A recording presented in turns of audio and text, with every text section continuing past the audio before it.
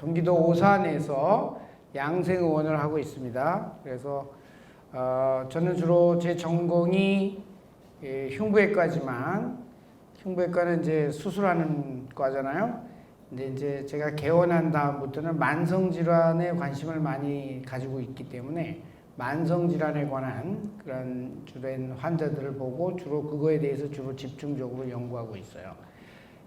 제가 쓴 책이 한 10권 되는데 그 중에서 오늘 그 탕정도서관에서 저의 그 건강한 지방을 먹자라는 책을 가지고 밥상 위의 철학자들이라는 그런 그 시리즈 강의에 있어서 저를 초대해 주셨기 때문에 다시 한번 감사드리고, 제가 오늘 말씀드릴 내용 중에서 책 쪽에 보면은 첫 번째 지방에 대한 그 생화학적 그런 특징들, 그런 것들에 대해서는 너무 지루해 하실 것 같아서 교재로만 이렇게 제가 알려드렸고,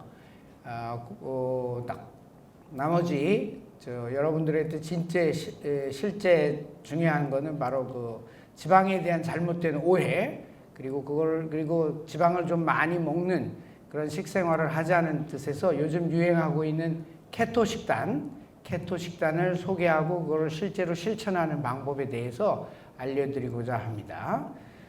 그래서 우선 하여튼 제가 여러분들과 이렇게 만나 뵙게 돼서 무척 영광이고 즐겁습니다.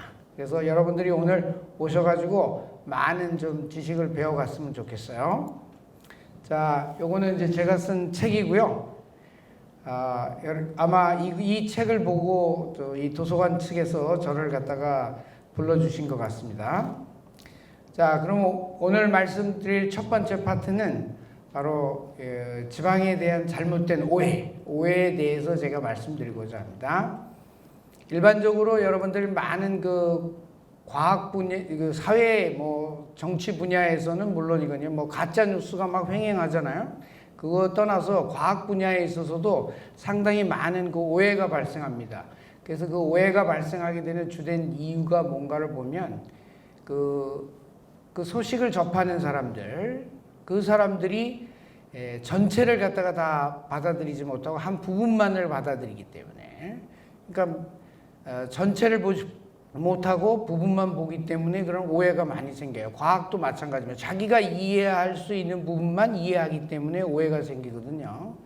또 과학이나 이런 건 자기가 본 것, 자기가 경험한 것, 이것만을 갖다가 진실이라고 믿고 그게 마치 전체를 대변하는 것이냐 이렇게 생각하기 때문에 많은 오해가 발생해요. 또 한 가지는 그런 정보를 만들고 퍼뜨리는 사람 입장에서 자기 이해관계에 따라서 그 일부분을 갖다가 전체로 확대시키기 때문에 오해가 발생하거든요. 그렇기 때문에 부분을 가지고 전체로 확대하는 그런 오류를 우리가 범하지 말아야 되는데, 제가 오늘 말씀드릴 주제인 지방에 대해서도 이런 것 때문에 지방에 대한 오해가 많이 있기 때문에 제가 이런 말씀 먼저 드리는 겁니다. 자, 또 아까도 말씀드렸듯이 과학적 오해가 발생하는 경우, 특히 의학이나 생물학 분야만을 예로 든다고 하면 정말 대상이 다르고 또 조건이 다 달라요. 우리가 자연 환경 속에서 살고 있기 때문에. 그렇기 때문에 어느 한 부분만을 가지고 제발 전체라고 생각하지 말아 주시기를 바란다, 이런 뜻으로 제가 이런 말씀드립니다. 우리 사람은 여기 토끼처럼 초식동물도 아니고 사자처럼 육식동물도 아니고 이걸 다 아는 잡식성 동물이죠. 잡식성 동물에는 쥐도 있고 개도 있고 다 여러 가지 종류가 있습니다. 그런데 다 조건이 다르기 때문에 여러분들, 제가 이런 분들은 자기가 지방을 싫어하는 거지 지방이 나쁜 건 아닙니다. 그렇죠?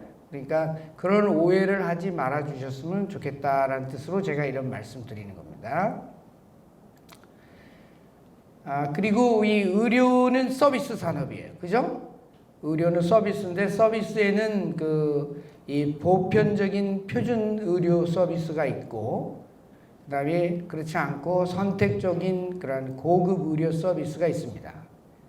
여러분들이 지금 가지고 계시는 병원에서 보시는 그런 서비스들은 다 의료보험으로 처리하는 서비스들은 다 보편적 표준 의료 서비스예요.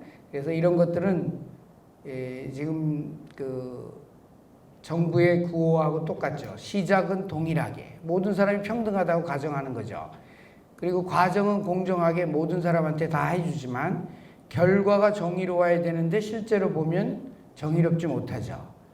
결과는 아무도 책임을 지지 않아요. 여러분들이 병에 걸려가지고 의료보험으로 치료를 받고 했는데 죽고 살고 그 결과에 대해서는 아무도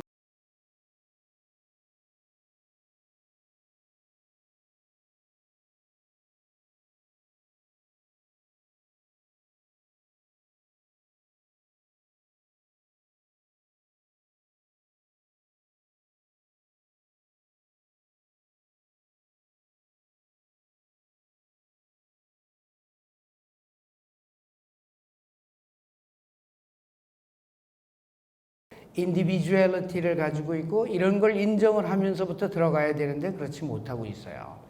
또 과정도 차별화가 돼야 돼요. 공평해서는 안 돼요. 나만을 위한 치료를 여러분 그런 치료 받고 싶지 않으세요? 그죠? 나의 특성을 잘 알고 나의 어떤 문제점을 잘 알고 그렇기 때문에 남과 다른 그런 치료를 받기를 원하시잖아요. 그죠? 원래는 그렇다고요. 이 서비스는. 그리고 그 결과에 대해서도 완전히 특권화가 돼 있어야 돼요. 결과가 매우 우수하지 않으면 안 돼요. 그죠? 그리고 그 결과에 대해서 반드시 누군가 책임을 져줄 수 있는 그런 치료를 받기를 원하지 아무도 책임져 주지 않는 그런 치료 받고 싶으세요? 아니죠? 마찬가지로 그렇습니다. 그래서 이런 의료 서비스 상에 있어서의 문제점도 여러분들이 잘 인식을 하면서 제 강의를 들어주셨으면 좋겠어요. 그렇기 때문에 보편적인 치료를 하려면 기술만을 강조하게 됩니다. 그렇지만 선택적 고급 의료 서비스로 갈수록 그 치료자와 환자들 간의 호흡이 중요하기 때문에 예술적인 측면이 강해진다는 점. 그래서 저는 의료가 고급 의료일수록 예술이 돼야 된다라고 저는 생각을 해요. 나만을 위해서 그리고 나의 문제점을 위해서 그 서비스를 제공해 줄 때 그때 의료가 진정으로 가장 멋진 예술적인 꽃을 피울 수 있다라고 저는 생각을 해요. 그래서 아까도 말씀드렸지만 여러분이 알고 있는 상식들 비록 의학적 상식 아니래도 상식이 항상 진실일 수는 없습니다. 그런 점을 이해하시고 제 강의를 들어주시기 바랍니다. 또 한 가지 꼭 말씀드리고 싶은 건 원숭이가 인간이 되려면 어떻게 해야 돼요? 원숭이가 인간이 되려면 끊임없이 학습을 해야 됩니다. 시행착오 과정을 통해서 여러분들이 진실을 갖다가 깨달아 가야 되거든요. 그리고 나한테 맞는 진실을 깨달아 가야 돼요. 그렇기 때문에 여러분들 꼭 제가 부탁드리는 건 열심히 공부를 하시지 않으면 항상 그 손해는 누가 봐요? 본인이 보게 돼 있습니다. 아까도 말했던 보편적 표준 치료에 여러분들이 희생양이 되실 수가 있어요. 그러니까 여러분들이 항상 공부를 하셔야 돼요. 특히 건강이 굉장히 중요하다라고 인생에서 가장 중요한 가치가 돈, 명예 이런 것보다도 건강이라고 생각하신다면은 건강 공부를 하시지 않으면 의사의 노예가 될 수밖에 없습니다. 그러니까 그런 점 잘 이해하셔가지고 지금부터 제 강의를 따라와 주시기 바랍니다. 먼저 오늘 주제가 지방에 대한 잘못된 오해이기 때문에 그 오해를 갖다가 짚어보는데 처음에 사회적인 측면에서 가지고 있는 지방에 대한 오해를 말씀드리고요. 그거는 뭐냐면 비만에 대한 오해, 그리고 개인별로 지방이 가지고 지방을 선호하느냐 안 선호하느냐 하는 그런 선호도의 문제, 그리고 또 한 가지는 기업의 이해로 인해 가지고 지방에 대한 잘못된 뉴스가 많이 만들어지고 있어요. 그래서 그런 점을 지적해보고 그다음에 실제 학문적으로 그러면 지방이 정말 오해를 받을 만한 소지가 어떤 것들이 있는지 한번 짚어보면 중성지방에 대한 오해, 콜레스테롤에 대한 오해, 케톤에 대한 오해, 여러분들 그런 것들에 대해서 제가 설명드리고자 합니다. 그럼 먼저 비만에 대해서 생각해보면 과거에는 생각을 해보세요. 먹을 게 별로 없던 시절, 그리고 늘 뱃속에 기생충이 많던 시절, 그런 시절, 지금부터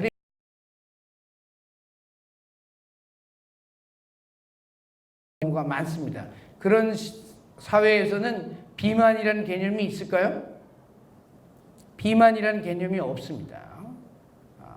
무슨 말인지 아시죠? 오히려 그런 사회에서는 어떻습니까? 살이 찌고 포동포동한 사람이 어떤 사람이었어요? 모든 사람의 선망의 대상이 그런 사람이에요. 그죠? 남자는 살이 찌고 포동포동해야지 남자답다.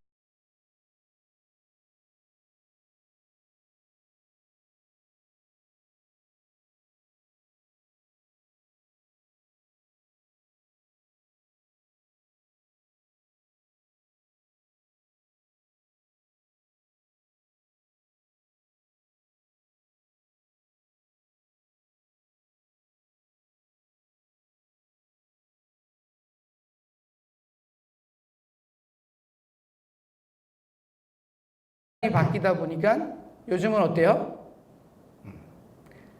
체중이 먹을 것이 도처에 늘어나서 아무 때나 먹을 것을 먹을 수가 있게 되고, 그리고 그 먹을 것들이 전부 다 가공된 것들이어가지고 흡수돼서 내 몸을 자극하기 때문에, 그래서 비만이 많이 증가하는 그런 시대가 되다 보니까 비만이라는 개념이 생겼고 비만이 질병으로 인식되는 그런 시대가 되었죠. 그래서 이렇게 된 이유는 드디어 기술 발달로 인해서 가공식품이 널리 퍼지게 되었고, 그 다음에 전 세계적으로 분업화가 되면서 식량 자원들도 각 분업화가 되고 자유무역에 의해서 유통이 되기 시작하면서 먹을 것이 쉽게 많이 넘쳐나는 그런 시대가 되었기 때문에 그래요. 그렇기 때문에 세상이 바뀌었다. 그래서 아까도 말씀드렸듯이 빈곤 시대에서는 오히려 살이 포동포동하게 찐 게 풍요롭고, 그다음에 권력을 가지고 있고 성적으로도 매력.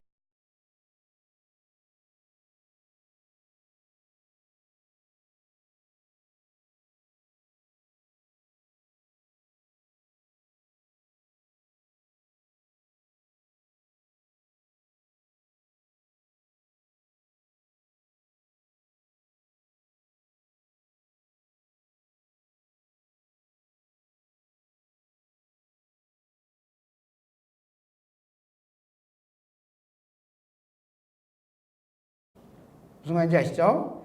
그래서 그런 차이점이 있다는 거. 그렇기 때문에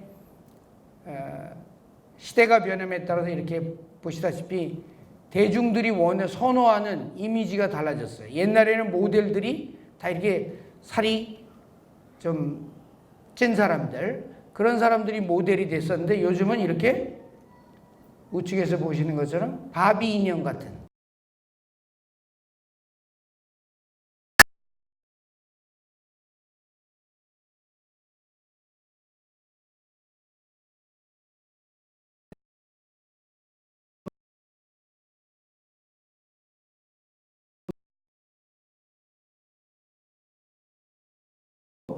자, 보시다시피 제가 말씀드리는 거, 지방이 과거에 그러면 빈곤했던 시절, 먹을 것이 없었던 시절에 그 지방은 어떤 지방이었냐면 이와 같이 여기 있는 것처럼 주로 건강한 피하 지방이었어요. 그죠? 이런 사람을 보고 우리가 비만하다고 말할 수 있어요? 아니잖아요. 그죠? 근데 이 가공식품을 많이 먹으면서부터 요즘은 시대가 바뀌어가지고 이같이 위험한 내장에 지방이 많이 쌓이는 그런 시대로 바뀌게 됐어요. 그래서 우리가 이런 걸 나쁘다고 말하는 겁니다. 그리고 나쁜 이미지를 갖게 된 것이죠. 그래서 지방에 대한 이미지가 이렇게 많이 다르다는 점, 그런 점을 갖다가 여러분들 알고, 여러분들이 이렇게 위험한 내장 지방을 많이 가지라는 게 아니라 건강한 피하 지방을 많이 갖는 건 좋은 거다. 그래서 우리 여러분들이 그 지방과 비만에 대한 올바른 생각을 먼저 가져주셨으면 하고요. 그 다음에 두 번째, 지방에 대한 오해가 생기는 가장 중요한 이유는 개인별로 지방을 흡수하는 능력의 차이가 있기 때문에 그래요. 무슨 말인지 아시죠? 지방은 어떻게 흡수되죠? 지방은 주로 소장에서 나오는 지방 분해 효소에 의해 가지고 소장에서 몸 안으로 흡수되게 되어 있는데, 그 지방이 흡수되는 능력이 사람마다 달라요. 지방을 많이 흡수할 수 있는 사람이 있고 지방을 적게 흡수할 수 있어요. 그래서 평균 시간당 10g 정도예요. 그러면 지방을 많이 먹으면 여러분들 그게 다 어떻게 된다고? 살이 된다고 생각하세요? 그게 잘못된 생각입니다. 지방을 자기가 흡수할 수 있는 양보다 더 많은 지방을 먹으면 어떻게 돼요? 그냥 변으로 나가게 되죠. 묽은 변으로 나가게 되는 거예요. 그 이상 흡수가 안 돼요. 그렇기 때문에 지방을 많이 먹는다고 살이 찐다라고 생각하는 건 잘못된 생각입니다. 아시겠죠? 그렇기 때문에 사람마다 이렇게 차이가 있다. 실제 이렇게 보게 되면 여기서 보시다시피 키가 크고 삐쩍 마른 이런 체형을 가진 사람도 있는가 하면 작고 땅딸막하고 이런 체형을 가진 사람도 있고, 사람이 다 다른 거예요. 그죠? 그래서 이와 같은 체형에 따라서 사람이 모두 다르기 때문에 이와 같이 되는데, 여러분들은 이런 체형 중에서 자기가 어느 체형에 속하는지를 알고 자기 자신에게 맞는 그런 식생활을 하면 그게 건강한 거예요. 그죠? 남을 따라가려고 생각하지 마시고. 그래서 저는 이제 사람을 갖다가 똑같다고 보지 않아요. 저는 서양 의학을 공부한 사람임에도 불구하고 저는 그 사람을 똑같다고 보지 않고 그 사람에 맞는 그런 그 체형 또는 그 사람에 맞는 대사 체질별 그런 치료를 갖다가 권해주고 있는 사람입니다. 그래서 보면 제가 사람을 갖다 평가할 때 대사 기능을 갖다가 조절할 때 반드시 이런 그 대영양소 비율을 맞출 때 이와 같이 탄수화물형 체질, 그러니까 이런 사람은 주로 탄수화물을 주로 먹어야지만 건강한 사람이 돼요.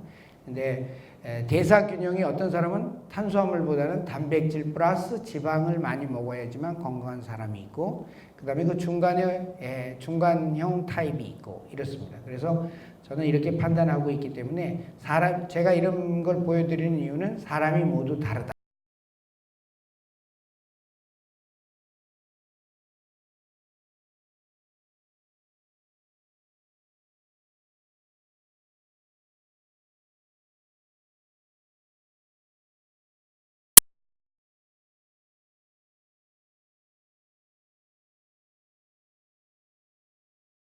자기 자신의 그 소화 위장 능력의 그 한계 때문에 지방을 갖다가 싫어하는 것이기 때문에 지방 자체가 나쁘다라고 말하시면 안 되고 자기 자신한테 문제가 있는 거다라고 생각을 해야지 남 탓을 하시면 안 된다는 점. 그렇기 때문에 그런 점 꼭 말씀드리겠습니다. 그래서 우리는 항상 신체적인 차이, 생물학적인 독특성을 가지고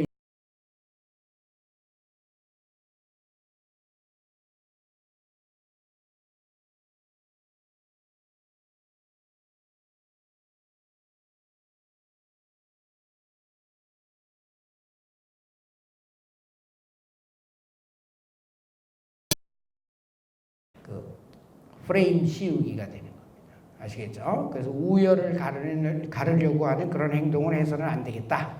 제가 이런 점 말씀드리고요.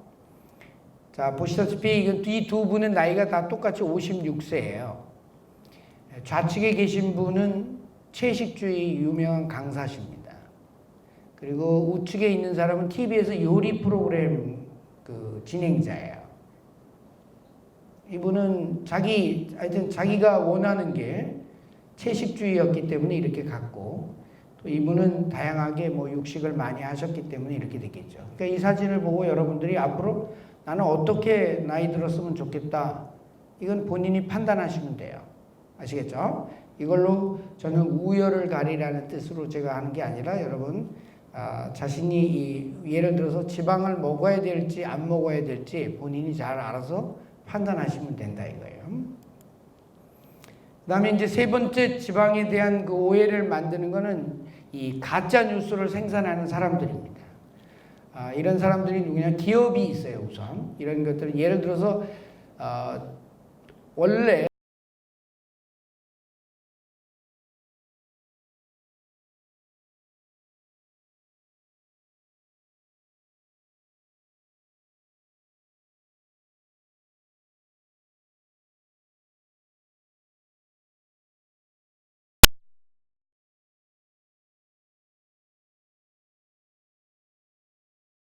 지방을 먹으면 살이 찐다. 지방을 먹으면 심장병이 많이 생긴다.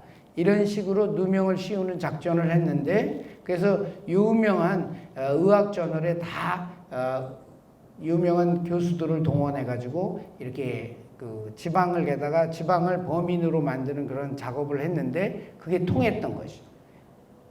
우리가 옛날에 얼마 전에 광우병 사태 때 미국산 소고기를 먹으면 뭐 뇌 구멍이 펑펑 뚫린다 뭐 이렇게 얘기했던 것처럼 가짜 뉴스를 만들어서 퍼뜨렸던 거예요. 그래서 그 당시에는 많은 대중들이 그거에 속아 넘어가지고 지방을 혐오하기 시작했고 그래서 1970년대, 80년대 다 저지방 식단. 지금도 여러분 저지방 식품 많이 나오죠? 저지방 식품들 많이 나오죠? 그게 바로 이때 나온 이런 사람들이 만든 가짜 뉴스의 그 결과물들입니다. 또 식용유 업계. 원래 건강한 기름은 뭐냐면 동물성 기름이거든요. 그 동물성 기름을 나쁘다. 식물성 식용유가 좋다고 해가지고 식물성 각종 견과 씨앗을 갖다가 갈아가지고 화학적으로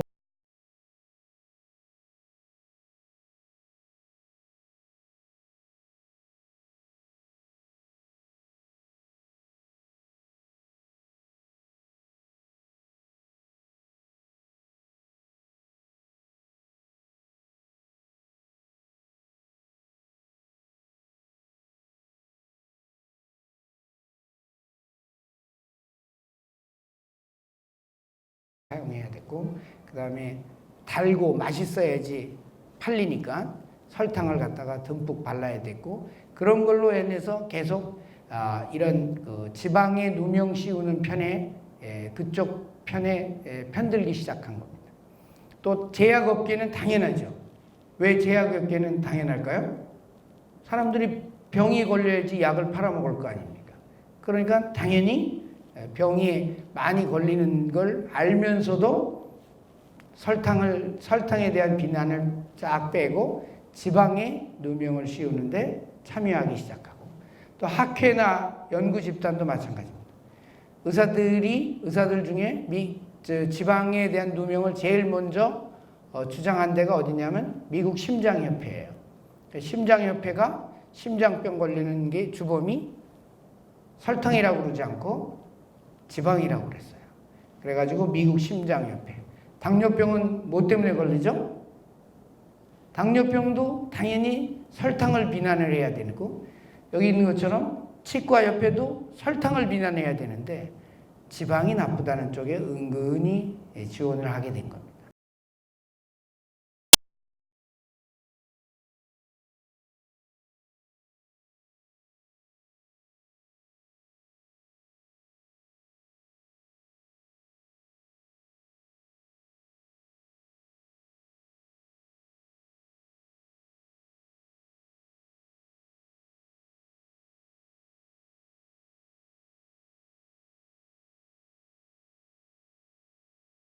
그러니까 이같이 건강한 지명에 누명을 씌우는 사람들, 그런 가짜 뉴스를 만드는 사람이 누군가를 갖다가 여러분들이 제대로 아셔야 됩니다. 그래서 이런 결과로 인해 가지고 1960년대부터죠. 그래서 본격적으로는 1970년대부터 저지방 식단이 전 세계적으로 유행을 하기 시작해요. 저지방 식단이 유행을 하기 시작하면서부터 그러면 결과가 어떤가? 결과가 좋았으면 맞는 얘기죠. 그런데 한 3, 40년 동안 결과를 봤더니 음식에서 지방을 뺐으니까 그 뺀 자리에다 뭘로 채우죠? 당연히 탄수화물로 채우게 됩니다. 당분으로. 그러니까 탄수화물 섭취가 늘어나게 되고 지방 섭취는 줄고, 그 결과 비만 환자들이 급격하게 늘어났어요.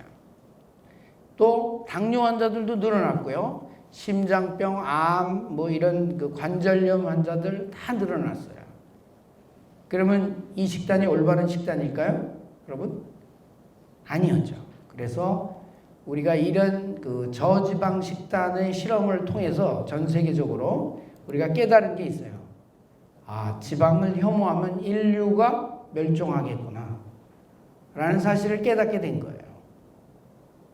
재밌죠? 재미없어요? 네. 자, 지금까지가 바로 지방에 대한 그 어떤 사회적인 오해가 되겠고, 이제 본격적으로 제 전문 분야는 사실은 그 의사니까, 학문 분야니까 지방에 대한 학문적 오해를 갖다가 제가 알아보겠습니다. 중성지방 그리고 콜레스테롤, 케톤에 대한 오해를 갖다가 제가 설명해 드리겠습니다. 먼저 중성지방, 여러분 중성지방이 뭐냐면 제 1편에 나올 겁니다. 아마 지방산이 글리세롤하고 결합되어 있는 게 중성지방이라고 그랬거든요.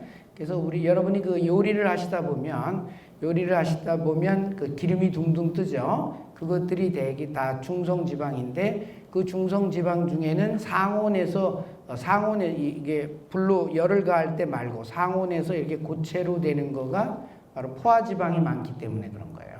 그리고 생선 같은 거는 그래도 좀 그 상온에서도 굳는 게 좀 덜하지 않습니까? 그죠?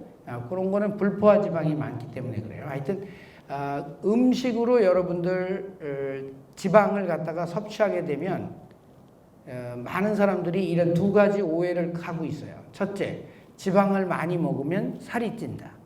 그런데 실제로는 그렇지 않다는 거 아까 제가 말씀드렸죠. 지방을 먹으면 그 지방이 내 몸에 뱃살이 된다라고 생각하는 거, 이거 잘못된 생각입니다.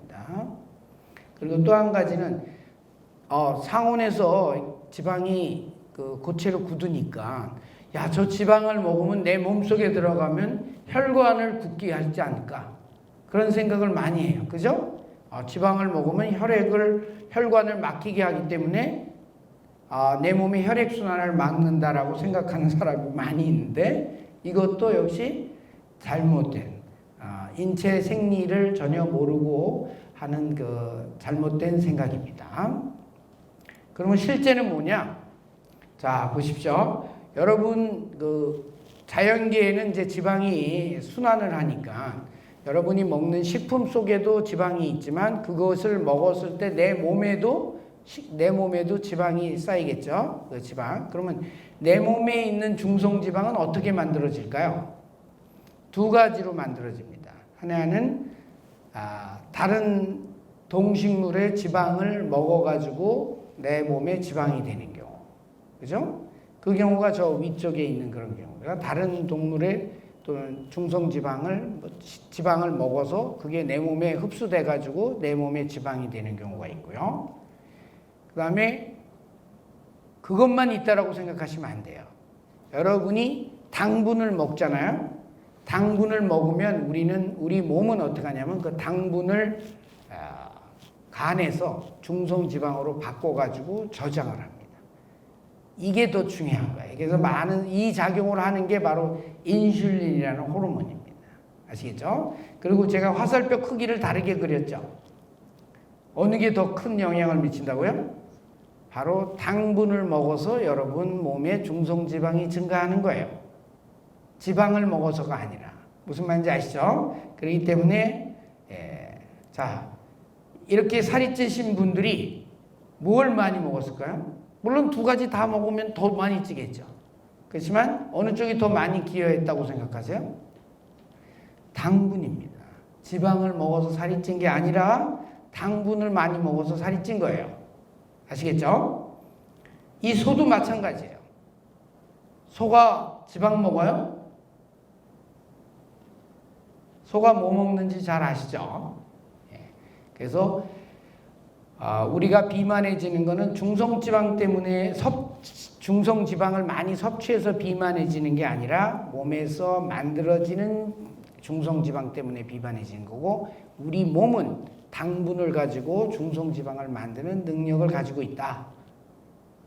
무슨 말인지 아시죠? 그런 점을 갖다 꼭 이해를 하셔야 돼요.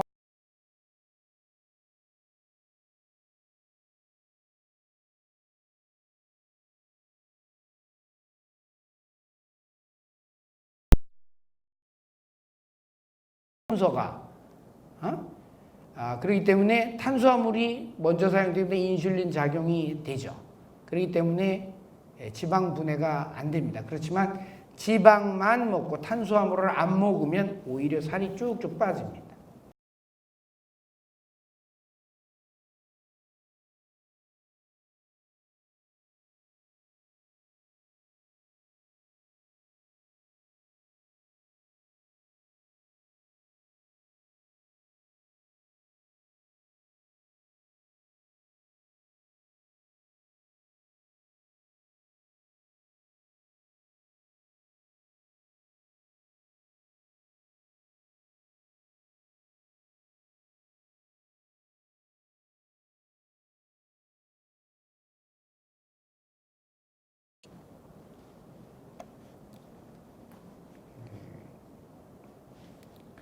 잠깐만요.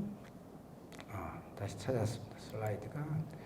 그 다음에 아까도 말씀드렸지, 지방을 많이 먹으면 그게 몸 안에 들어가서 굳어버리면 어떡할까, 이런 걱정을 하시는 분들 많죠. 예? 근데 그렇지가 않다라고 말한 이유가 바로 여기 있습니다. 생체 속에서 어떤 특징을 가지고 있느냐면, 지방을 흡수할 때 그냥 지방산을 갖다가 우선 1차 포장을 해요. 그 1차 포장을 하는 게 에스테르와 반응, 화학적으로는 에스테르와 반응이라고 그래요.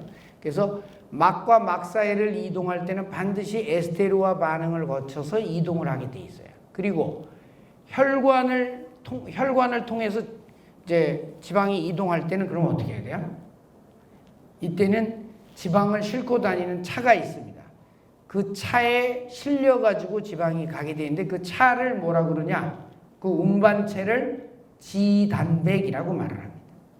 아시겠죠? 그렇기 때문에 만약에 이 두 가지 사실을 갖다가 꼭 안다면 여러 가지 지방이 그렇게 굳는다는 사실을 여러분들이 이해하지 못하게 될 겁니다. 자, 보시면 여기처럼 이게 지단백의 구조거든요. 지단백은 세포막과 같은 인지질이 이렇게 밖을 싸고 있어요. 요거는 바깥은 수용체고, 친수성이고, 막 안에 이중 구조가 이제 소수성으로 되어 있는, 이렇게 물과 친화적인 그런 단백질이 이렇게 싸고 있기 때문에 지방을 그 안에다 가둬둬 가지고 이렇게 해서 지단백, 이 입자들이 지방을 이동해주고 있기 때문에 혈액 속에서 지방이 굳지 않게 되는 겁니다. 아시겠죠? 물론 그 지방이 이 안에, 이 지단백 안에 실려 있어야 할 지방이 그냥 자유롭게 혈액 속을 떠다니는 경우도 있어요. 그걸 자유지방산이라고 그래요. 자유지방산이 있으면 이제 우리가 혈액 검사를 해보면 기름이 이렇게 살짝 떠 있는 모습을 볼 수 있거든요. 이런 자유지방산이 있는 건 이상지질혈증이라고 그러는데, 이거는 정상이 아닌 거예요. 어떤 때 이런 이상지질혈증이 나타나고 자유지방산이 혈액 속에 떠다니냐면 바로 인슐린 저항성이 생겼을 때. 이 말은 뭘 의미하냐면, 이제 전문적으로 여러분이 당분을 너무 많이 먹을 때 오히려 지방이 이 지단백에 실려서 운반되지 않고 어떻게 해요? 혈액 속에 둥둥둥둥 떠다니게 돼요. 만약에 지방이 혈액 속에 둥둥 떠다니게 되면 어떻게 될까요? 물과 기름은 서로 섞이지 않죠. 그러니까 지방은 가벼우니까 위로 뜨고 물은 아래로 내려가고. 그럼 나같이 이렇게 서 있으면 어떻게 돼요? 위쪽으로는 지방이, 아래쪽으로는 그 혈액이, 이렇게 층이 갈라지게 되는 일이 생기겠죠. 그래서 이런 일을 막기 위해서 반드시 지단백이 이걸 갖다가 이동을 하게 만들고 있습니다. 그래서 여러분들 중에 그런데 이제 많은 모세혈관으로 가면 이렇게 우리가 큰 혈관들 대동맥이니 무슨 큰 동맥 이런 거 말고 아주 가는 실핏줄 속에서는 만약에 이렇게 이상지질 혈증이 생기게 되면 어떻게 돼요? 혈관을 당연히 지방이 막아버리겠죠. 예? 그렇게 되면 혈액순환이 안 돼요. 그렇기 때문에 여러분들이 자고 일어났을 때 몸이 쑤시고 어디 담 들렸다, 뭐 어디 몸이 결리고 뭐 어깨가 무겁다, 뭐 근육이 무겁다 이렇게 말씀하시는 분들 많거든요. 그게 왜 그래요? 아주 가는 모세혈관, 미세순환에 가서 이같이 지방산들이 이렇게 길을 막고 꽉 있는 거예요. 앞으로 가지도 않고 뒤로 빠지지도 않고. 이게 왜 생긴다고요? 아까 제가 이상지질혈증이 왜 생긴다고 그랬어요? 인슐린 저항성. 다시 말해서 당분을 많이 먹었기 때문에 그런 지방이 이 지단백에서 빠져나와 가지고 그냥 혈액 속에 둥둥 떠다니게 되는 거예요. 그러니까 이것도 결국은 뭐 때문이에요? 당분이다. 무슨 말인지 이해가 되죠? 쉽죠? 네, 그래서 바로 그런 점들을 여러분이 꼭 기억하셔야 됩니다. 그래서 여러분들이 혈액이 끈적끈적하다라고 하면 막 이런 말들 많이 하잖아요. 혈액이 끈적끈적해서요. 뭐 이렇게 말들 하는 분들이 많은데 혈액이 끈적끈적한 게 전적으로 지방 때문에 끈적끈적한 게 아닙니다. 지방이 끈적끈적하게 하는 거는 큰 혈관들이 아니라 여기 눈에 보이는 큰 혈관들이 아니라 아주 미세순환. 미세혈관들이 많은 데가 어디예요? 눈의 망막, 그러니까 망막 질환 가지신 분들, 눈 안 보이고 잘 눈 질환 가지고 계신 분들, 이거 제 말 주의하셔야 돼요. 또 콩팥, 또 말초 혈관들, 심장에 가는 혈관들, 이런데 문제가 혈액순환이 안 되는 사람들은 바로 이 원리를 잘 기억을 하셔서 빨리 뭘 끊어야 돼요?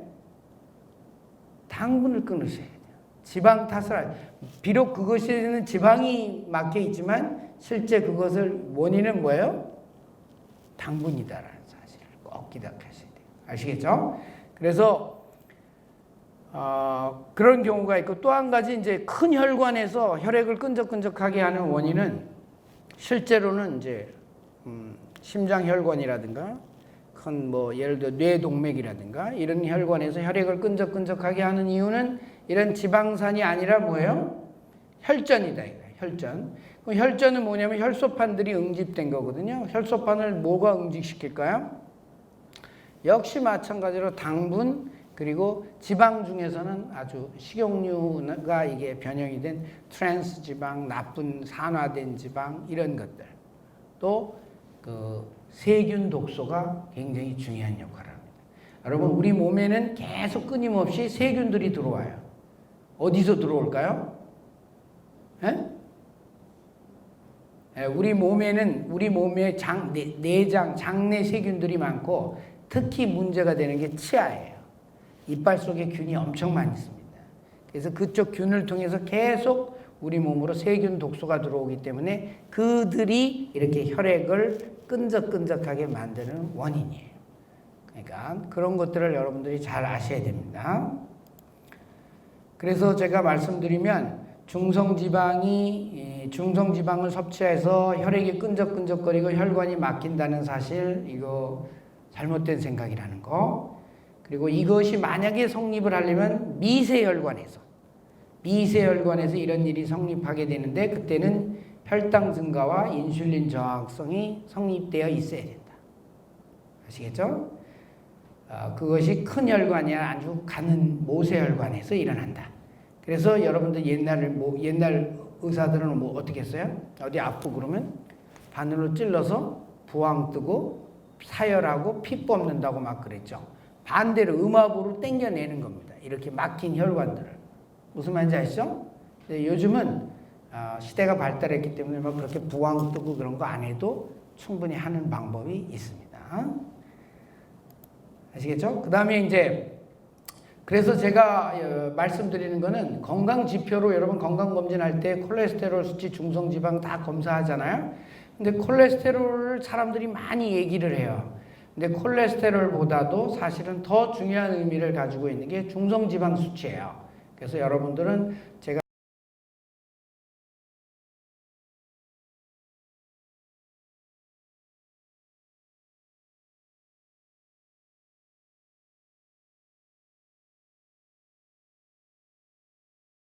아까 뭐라고 그랬죠? 중성지방은 식이지방에 의해서도 영향을 받지만 뭐예요? 식이탄수화물, 당분에 의해서도 중성지방 수치가 변할 수가 있기 때문에 중성지방 수치를 보셔야지만 여러분들이 내 몸의 건강 상태나 대사 상태를 정확하게 판단할 수 있다. 그런 점 꼭 기억해 주셔야 돼요. 그래서 중성지방 레벨을 보려면 식이적인 영양을 배제를 해야 되기 때문에 피검사할 때 어떠세요? 12시간 이상 금식하고 오세요. 그러죠? 바로 그 이유가 바로 뭐냐면 중성지방 레벨을 정확하게 식이적 영양을 배제한 상태에서 보려고 그러는 겁니다. 그렇게 돼서 만약 그런 상태에서도 중성지방 레벨이 높다 그러면 뭐예요? 당분을 많이 먹어서 인슐린 저항성이 생겨 있는 그런 상황이라는 뜻이에요. 그렇기 때문에 중성지방 수치에 더 여러분들이 초점을 둬야 된다는 점 말씀드리고요.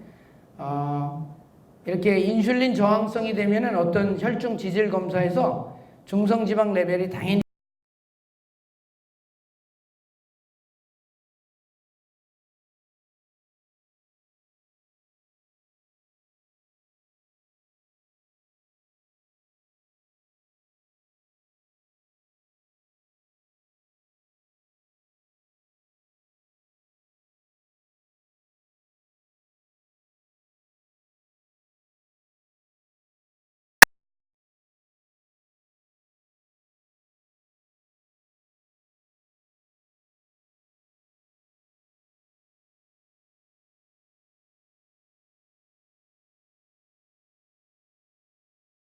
그래서 그러면 중성지방 레벨을 낮춰야 되잖아요. 근데 중성지방 낮추려면 어떻게 해야 돼요? 원인이 제가 뭐라고 그랬어요? 바로 설탕과 같은 정제 탄수화물의 섭취가 중성지방을 증가시킨다고 그랬죠. 그러니까 그거의 섭취를 줄이셔야 되는데도 불구하고 병원에서는 이거 하라는 말은 안 하고 맨 약만 처방하고 있어요. 원인은 음식으로 생겼는데 치료는 쓸데없이 약으로 하려고 그래요. 그래가지고 되겠어요? 원인이 음식이면 음식을 바꿔야죠. 제 말 맞나요? 틀리나요? 그죠? 그렇기 때문에 음식에서 중성지방을 수치를 안 올리려면 어떤 방법을 해야 되냐. 그게 오늘 제가 말씀드리는 저탄 고지방 식사를 하시면 중성지방 수치가 정상화됩니다. 그때까지만 여러분 저탄 고지방 식사를 하시면 돼요. 아시겠죠? 평생 하라는 것도 아니에요. 아시겠죠? 그리고 이걸 가지고 약을 처방하는 사람들은 제가 보기에는 제가 같은 의사를 갖다가 비난할 수는 없으니까 알아서 판단하세요. 네? 자, 그 다음에 이번에는 이제 콜레스테롤에 대한 오해예요. 콜레스테롤에 대한 오해를 갖다가 한마디로 정리하면 뭐예요? 콜레스테롤이 죽상동맥경화증을 일으킨다. 죽상동맥경화증이 뭐냐면 이렇게 저기 보면 그림이 있죠? 혈관벽에 동맥혈관이 피가 가는 혈관벽에 이렇게 플레이크라고 그러죠. 볼록 튀어나와 있는 왁스 같은 기름 덩어리가 모여 있어가지고 혈관을 좁아지게 만든다는 거예요. 아시겠죠? 그래서 저걸 열어봤더니 저기에 콜레스테롤이 있더라 이거예요. 미끈미끈한 콜레스테롤 기름 덩어리가. 그래서 이건 범행 현장에 콜레스테롤이 있으니까 콜레스테롤이 범인이다라고 해서 콜레스테롤이 죽상동맥경화증의 원인인 것처럼 이렇게 지목을 했던 거예요. 근데 실제로 알고 보면 어떻게 해요? 콜레스테롤은 혈관을 막히게 하는 원인이 아닙니다. 그런데도 콜레스테롤이 그 비난을 다 받아왔던 거예요. 그래서 콜레스테롤은 죽상동맥증의 원인이 아니라 결과일 뿐이에요. 제 말 이해하셨죠? 그냥 여러분 지나가다가 불이 났어요. 불이 났으니까 어떻게 해요? 그 불 꺼주려고 막 도와줬죠. 그러다 보니까 자기가 검댕이를 많이 입었어요. 그러면 어떻게 돼요? 경찰, 소방관이 와서 네가 범인이지 그러는 꼴이나 마찬가지예요. 이 사람은 불 지나가다가 불이 나는 걸 보고 도와주려고 온 건데 콜레스테롤이 그 꼴이에요. 제가 그래서 요거에 관한 강의도 제 유튜브 강의에 콜레스테롤 강의라고 있으니까 그거 참조해 주시면 되고요. 그러면 실제 혈관벽의 원인은 무엇이냐?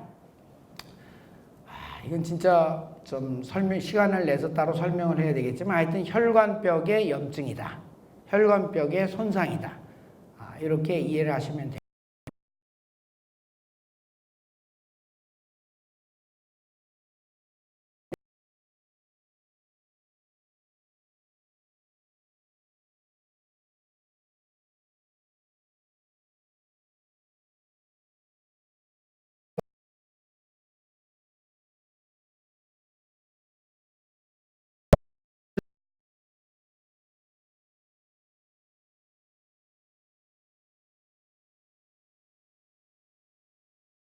떨어뜨리는 게 과연 도움이 될까요? 저는 그렇게 생각하지 않습니다. 아시겠죠? 그런데 지금 현재 수많은 사람들이 콜레스테롤 떨어뜨리는 약을 먹고 있어요. 이 잘못된 현실을 바로잡고 싶어서 오늘 제가 이 얘기를 하는 거고, 또 제가 쓴 책 중에 콜레스테롤과 포화지방에 대한 오해 풀기란 책도 있고, 그 책이 너무 어렵다고 그래가지고 다시 한번 콜레스테롤은 적이 아니다 라는 책을 지금 써서 곧 출판할 예정입니다. 아시겠죠?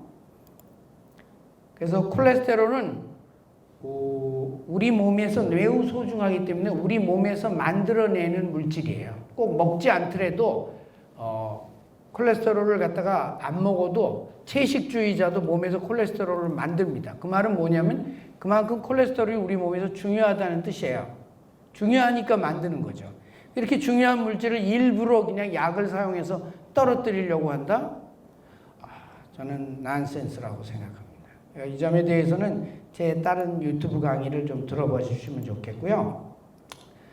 콜레스테롤은 몸에서 부족하면 안 되기 때문에 여기 보시는 것과 같이 이렇게 피드백 자가 조절 시스템을 가지고 있어요. 우리 몸에서는 콜레스테롤 레벨이 떨어지잖아요. 그럼 신호가 와서 빨리 콜레스테롤 더 많이 만들어라 라는 명령을 스스로 내려요. 그렇기 때문에 일부러 콜레스테롤을 갖다가 약을 먹어가지고 떨어뜨리는 그런 어리석은 행동은 하지 마시기 바랍니다. 제 이 강의를 들으면 아마 수많은 의사들이 날 가만 안 두려고 그럴 것 같아요. 그렇지만 저는 할 말은 합니다. 그래서 몸속에는 콜레스테롤 풀이 존재하고 있다는 점, 그리고 이런 자가 조절 시스템을 가지고 있다는 점, 이런 거 꼭 기억해 두시고, 콜레스테롤도 아까도 마찬가지로 지방이기 때문에 우리 몸에서 이동을 할 때는 포장을 해야 돼요. 그래서 막과 막 사이를 통과할 때는 뭐 어떤다고 그랬어요? 1차 포장이 뭐예요? 에스테르화 시키는 거라고 그랬죠. 그리고 2차 포장은 지단백이라는 운반체에 실려가지고 이동한다라고 그랬죠. 앞서 말한 중성지방을 운반하는 운반체는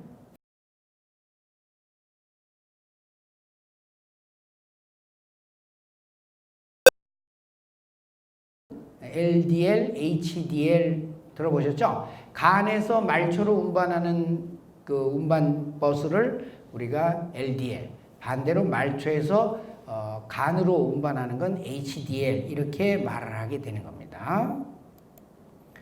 그리고 이렇게 콜레스테롤은 하는 역할이 굉장히 많아요. 세포막을 구성해야죠. 우리 몸에 중요한 각종 스테로이드, 섹스 호르몬을 만들어야죠. 비타민 D도 만들어야죠. 그 다음에 담즙도 만들어야죠.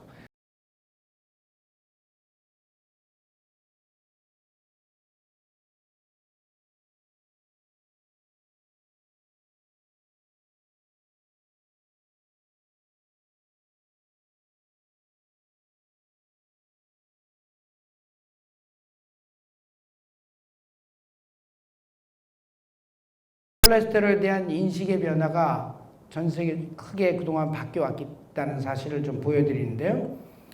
1960년대부터 콜레스테롤에 대한 의심을 갖다 하기 시작했어요. 그러니까 아까도 말씀드렸지 지방을 범인으로 모르는 그런 전략에 의해서 콜레스테롤을 범인으로 모으려고 하다 보니까 콜레스테롤이 나쁘다, 심혈관 질환을 일으키고 죽상동맥경화증을 일으키는 원인이다라고 생각해서 콜레스테롤을 나쁜 범인으로 몰았어요. 그래서 타임지 표지에 1984년도에는 콜레스테롤에 대한 맨 비난 소식만 이렇게 콜레스테롤 먹지 마라 이랬어요.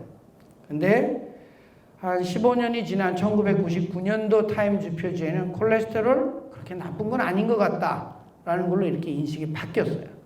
그래서 콜레스테롤에 대한 누명이 서서히 풀리기 시작했고요. 2014년도에 와서는 콜레스테롤뿐만 아니라 여기는 버터, 포화지방이 많이 들어가 있는 거거든요. 동물성 포화지방, 콜레스테롤 이런 거 마음껏 먹어도 된다. 라는 식으로 이렇게 지금 많이 영양학적 지식의 변화가 일어나고 있다는 사실 여러분 꼭 기억해 두셔야 됩니다. 그래서 2015년도 미국 정부에서 발행하는 국민 식생활 지침, 식사 가이드라인에 그동안은 하루 콜레스테롤 섭취를 300mg 이하로 하라고 권장을 했었는데 이걸 철폐를 했어요. 그러니까 콜레스테롤은 상한선 없이 마음껏 먹어도 되는 그러한 영양소다 이렇게 해버린 거예요. 몸에서 알아서 조절하기 때문에 많이 먹어도 다 흡수되지 않고 알아서 조절된다. 이렇기 때문에 여러분 콜레스테롤에 대한 그런 오해를 푸시기 바랍니다. 아시겠죠? 그래서 달걀을 노른자는 안 먹고 흰자만 먹는다든가 새우를 안 먹는다든가 이런 어리석은 행동을 몇 년 전만 해도 우리나라 텔레비에 건강 강좌에 나와가지고 많은 의사들이 그런 얘기했죠. 지금도 그런 소리를 하는 분들이 있어요. 그런 건 아직도 이렇게 옛날 과학적 지식을 그대로 가지고 있는 분들이기 때문에 제가 뭐라고 말씀드렸지만 하여튼 상식이 변했다 이렇게만 이해하시면 돼요. 그리고 그럼 왜 포화지방에 대한 섭취 제한을 아직 안 풀었냐? 우리 몸에서 흡수하는 지방량을 1일 1로 보면 그 중에는 포화지방, 불포화지방이기 때문에 너무 포화지방을 많이 먹으면 불포화지방을 좀 덜 먹을까 봐 그래서 포화지방에 대한 섭취 제한은 아직 안 푼 걸로 저는 해석하고 있습니다. 다시 말해서 너무 포화지방을 많이 먹으면 아무래도 포화지방 속에는 불포화지방이 적어지고 또 그 불포화지방 중에도 염증을 많이 일으키는 불포화지방 오메가6 지방 아시죠? 그거가 좀 상대적으로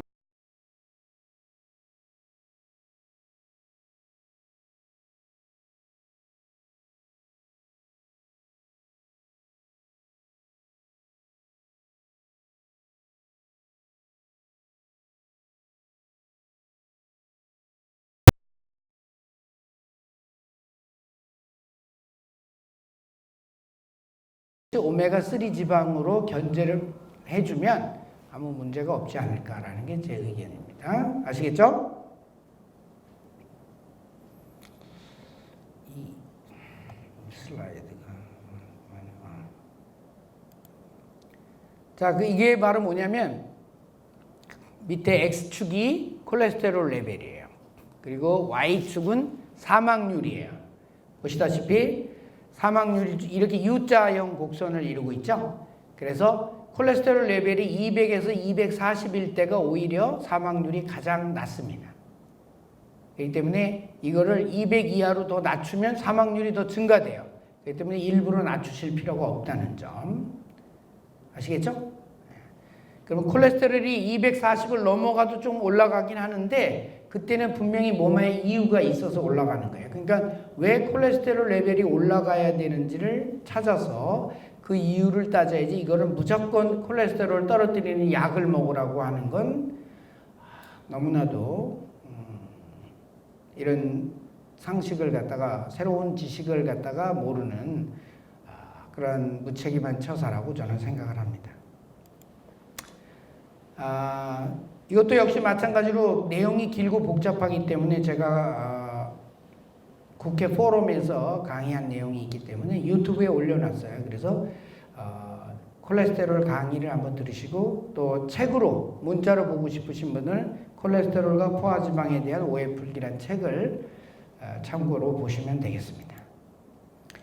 자, 그 다음에 이제 이번에는 세 번째, 케톤에 대한 오해가 되겠어요. 여러분, 케톤이라는 말 들어보셨어요? 케톤 하면 여러분들이 많은 의사들이 처음에 의과대학에서 케톤 하면 케톤은 우선 나쁜 부정적인 이미지를 가지고 있어요.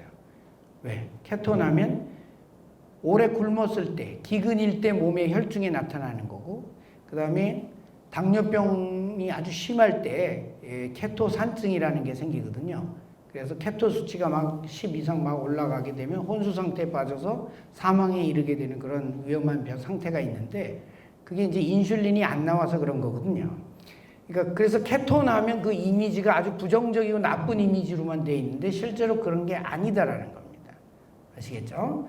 그래서 케톤은 기근의 지표가 아니라 케톤은 탄수화물을 안 먹기 때문에, 포도당을 안 먹기 때문에 지방이 연소되고 있다는 걸 나타내주는 지표다라는 그런 긍정적인 이미지로 여러분들이 받아들이셔야 된다는 점 말씀드리고요. 또 한 가지 두 번째 오해는 케톤은 에너지원이 못 된다라고 하는 생각을 가지고 있는 분들이 많이 있는데 이것도 역시 잘못된 겁니다. 특히 많은 사람들이 그럽니다. 특히 경쟁 사회에서는 어떻게 해요? 뇌는 포도당만을 에너지로 사용하고 있기 때문에 반드시 포도당을 먹어야 됩니다라는 말 많이 들어보셨죠? 그죠? 뇌가 활발하게 움직이기 위해서는 포도당을 먹어야 된다는 말 많이 하시는데 그렇게 말씀하시는 분들은 이 케톤 에너지를 갖다가 잘 모르시고 일방적으로만 아까도 말씀드린 제가 맨 처음에 뭐라고 했어요? 그것도 역시 오해입니다.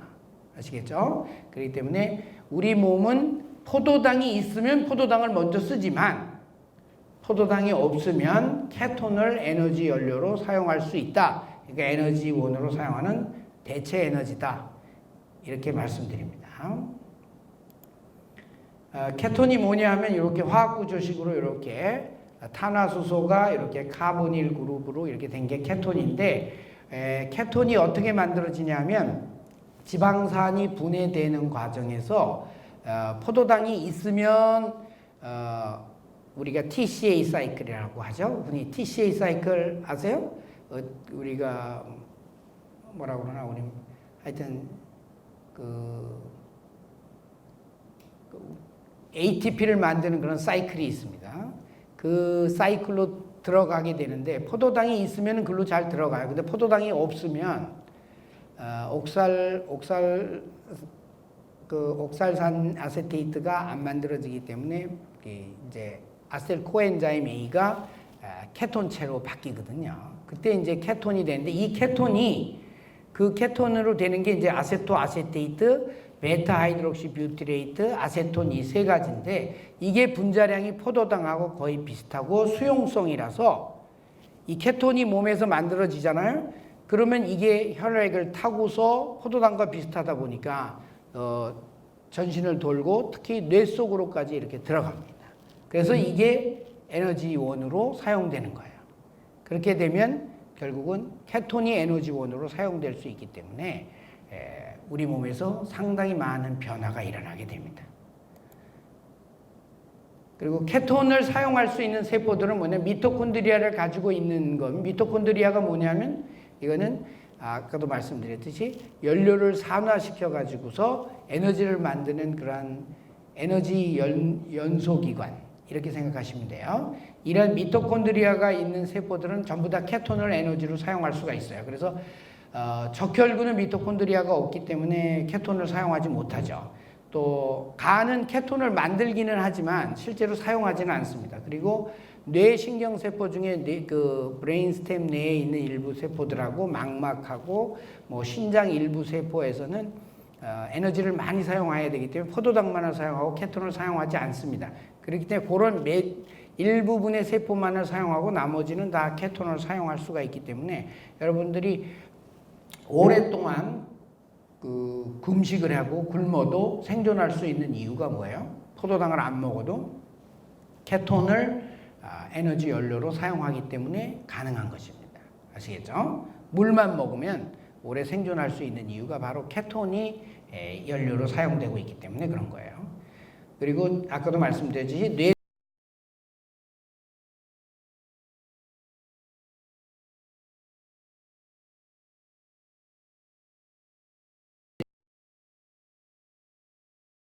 케톤은 치유 에너지라는 생각을 여러분 꼭 가지시고 굉장히 긍정적인 이미지를 가지셔야 돼요.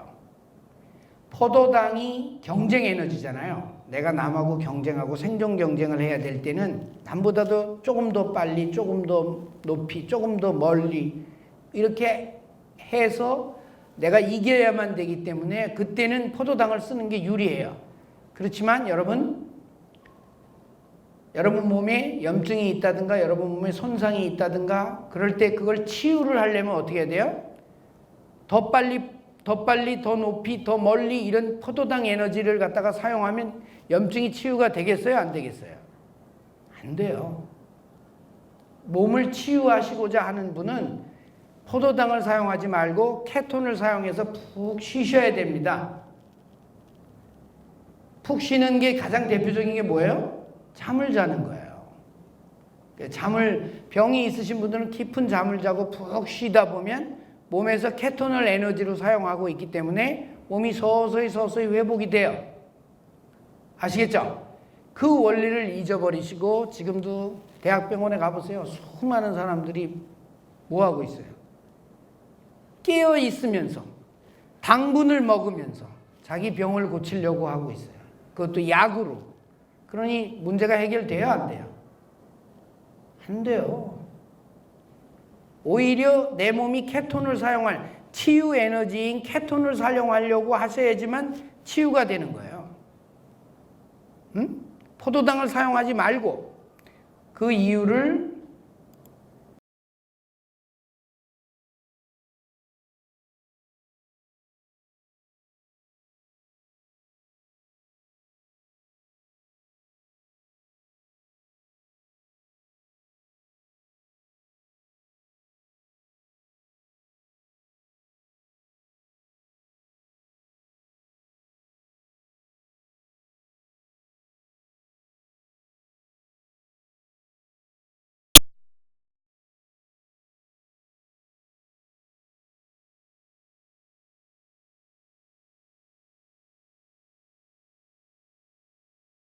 그런 제가 말하는 그 의도 아시겠어요?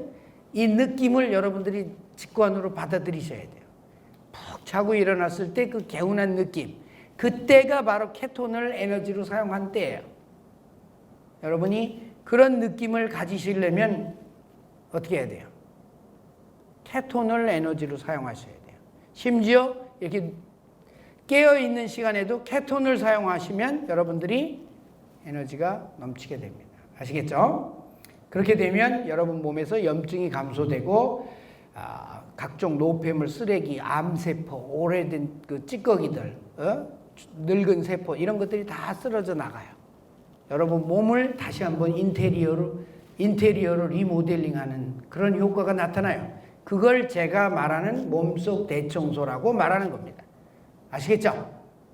그런 효과가 나타나고 그러다 보면 여러분이 정신적으로도 에너지가 넘치고 그다음에 기억력, 사고력, 집중력 다 좋아져요. 그리고 편안한 느낌. 그렇기 때문에 불안한 감을 많이 느끼는 사람, 우울한 사람 이런 사람들도 다 좋아집니다. 아시겠죠? 그래서 그렇게 되는 이유는 케톤이 염증을 줄이는 역할을 한다. 그 기전은 산화 스트레스를 감소시키고 친염증성 사이토카인들의 분비도 억제하고 뭐 등등 여러 가지 쭉 있는데 하여튼 여러분들이 기억하실 거는 염증 환자들은 꼭 케톤을 에너지로 사용해서 몸을 치유하려고 해야 된다는 거 그것만 기억하시면 돼요.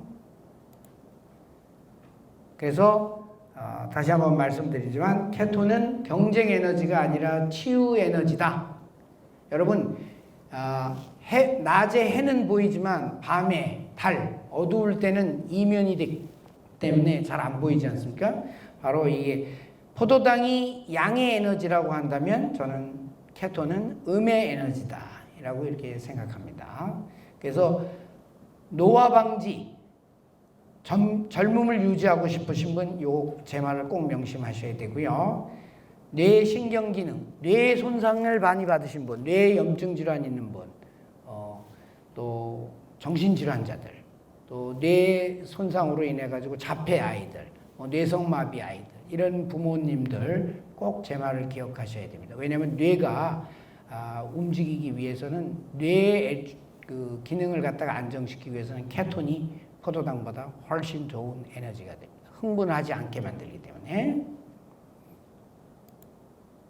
아시겠죠? 그래서 케토제닉 식사는 요 다음 시간에 말씀드리고, 제가 마지막으로 말씀드리면, 첫 번째 말씀드리면 이와 같이 만성 질환을 예방하고 몸속을 여러분 깨끗하게, 만성 질환을 갖다 고치려면 여러분 뭐 해야 돼요? 약을 먹는 게 아니에요. 약으로 병을 고치지 않습니다. 반드시 여러분 몸속을 청소를 해야 돼요. 깨끗하게. 예? 몸속을 깨끗하게 청소할 때 여러분 어떻게 해야 돼요? 약으로 청소하는 게 아니라 뭐라고 그랬어요? 음식으로 청소하는데, 그 음식에 바로 지금 제가 말씀드린 대로 가장 좋은 건 단식하면 되겠죠. 단식하고 오래 살 수는 없잖아요. 그러니까 단식의 효과를 갖다가 낼 수 있는 식사가 바로 탄수화물을 적게 먹고 저탄 고지방 식사를 하면 여러분 단식, 절식, 소식이 저절로 됩니다. 무슨 말인지 아시죠? 그래서 요점이 있다는 거 꼭 이해하시고, 오늘 제가 첫 번째 강의는 마치고 하겠습니다. 네. 자, 질문은 질문하고 할까요? 네. 하세요. 네. 네. 아니요. 성장기 아이들은 몸에서 에너지가 성장 에너지로 가잖아요. 그죠? 몸의 에너지가 성장 에너지로 가기 때문에, 잠깐만요. 슬라이드 쇼 좀 해놓고, 이거 처음부터. 성장 에너지로 가기 때문에, 그때는 탄수화물, 지방, 단백질을 갖다가 많이 해야 되고, 또 오히려 성장에 필요한 에너지는 지금 제가 말한 탄수화물, 지방이 아니라 단백질이에요. 아시겠죠? 그때는 이제 고단백 식사를 갖다가 해서 성장을, 그러니까 내가 어느 정도 성장을 시킬 건가를 잘 생각을 하셔야 돼요. 무슨 말인지 아시죠? 또 성장을 무조건 막 한다고 좋은 건 아니에요. 경쟁할 때는 좋지만 나중에 성장이 다 끝났을 때는 그 크게 성장한 몸을 유지하려면 작게 성장한 사람이 오히려 더 유리할 수가 있어요. 기업도, 여러분 장사도 마찬가지예요. 막 사업체를 막 크게 넓히는 걸 처음 젊은이들은 좋아하죠. 뭐 큰 회사 사장님이면 좋을 것 같죠. 그런데 나이 드신 분들은 사업할 때 어떻게 해요? 알차게 실이익을 찾는 그런 사업을 하죠. 규모를 넓히지 않고. 마찬가지예요. 그 지혜가 똑같이 있기 때문에 우리 아이를 크게 키워가지고, 젊었을 때 얘가 남들하고 경쟁해서 이기게 하고 싶으면 크게 키우세요. 그렇지만 그 성장 시기가 이제 중년 이후가 되면 그 큰 몸을 유지하기 위해서 더 많은 노력을 하지 않으면 안 돼요. 그때는 저같이 작은 사람이 더 유리합니다. 아시겠죠? 네? 그러니까 이 세상의 지혜가 이런 게 여러 가지가 있기 때문에 그런 점을 잘 아셔야 되는 거예요. 아시겠죠? 또 질문. 잠깐만요.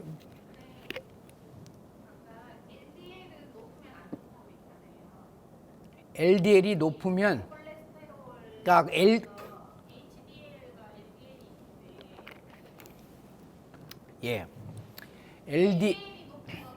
LDL이 높으면 나쁘다라고, 나쁜 콜레스테롤이라고 그래서 안 좋다고 돼 있어요. 네? 물론 LDL이 높으면 왜 높은가 이유를 저는 따지라는 거죠. 무슨 말인지 아시죠? LDL이 높아지는 가장 큰 이유는 그 갑상선 기능이 우선 떨어졌거나 나이가 들어가지고 섹스 호르몬, 성 호르몬이 만들어지지 않으면 그게 다 콜레스테롤에서부터 만들어지는데, 콜레스테롤 가지고 호르몬들을 만들어야 되는데 다른 호르몬들이 안 만들어지니까 어떻게 돼요? 당연히 LDL 올라가겠죠.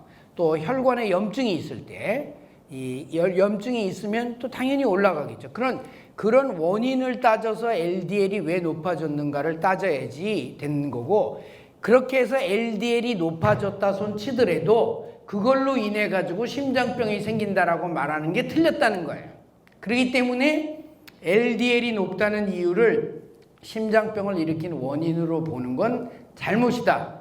그런 주장을 하는 의사 선생님들 말을 전적으로 믿으시면 안 된다는 게 제 주장이고, 오히려 LDL이 높아졌으면 내가 왜 나이가 들어서 갑상선 기능이 떨어져서 그런지, 내 몸에 염증이 있어서 세균들이 들어와서 그런 건지, 아니면 나이가 들어가지고 부신에서 만들어진 여러 가지 성호르몬 기능들이 떨어져서 그런 건지 등등, 간긴 인슐린 저항성에 있어서 그런 건지 다른 원인을 찾아야 된다 이겁니다. 아시겠죠? 그걸로 심장병이다라고, 심장병이 원인이다라고 말하지 말고 LDL은 결과다 이거예요. 제 말 이해하셨죠? 그러면 건강검진상에서 그게 높게 나면 제가 다른 것 때문에 이런 그렇죠. 그렇게 됐다라고 생각을 하고 해야지. LDL이 높아졌으니까 이게 원인이니까 이걸 떨어뜨리려고 약을 먹으러 하는 건 하지 마시라는 얘기입니다. 제 말 이해하셨죠? 아주 똑똑하십니다. 네.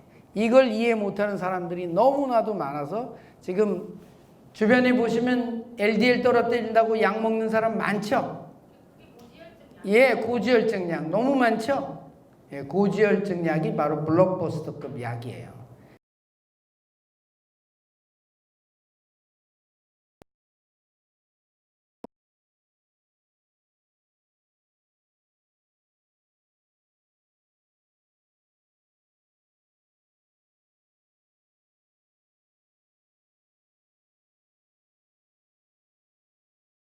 소지를 얘기한 거예요.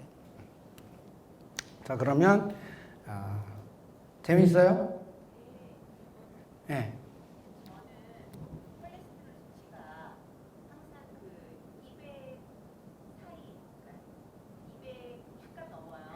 제가 뭐라 그랬어요? 200에서 240 사이가 가장 사망률이 낮다고. 그러니까 좋으신 건데 신경 쓰지 말아요. 제가 forget about it 그랬잖아요.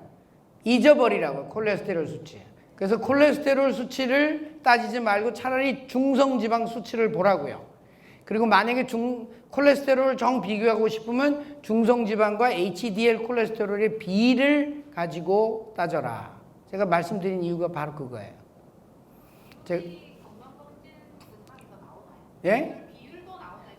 그게 제가 말한 게 아니기 때문에 그건 자기가 계산하셔야 돼요. 예? 저기 시간이 됐기 때문에 제가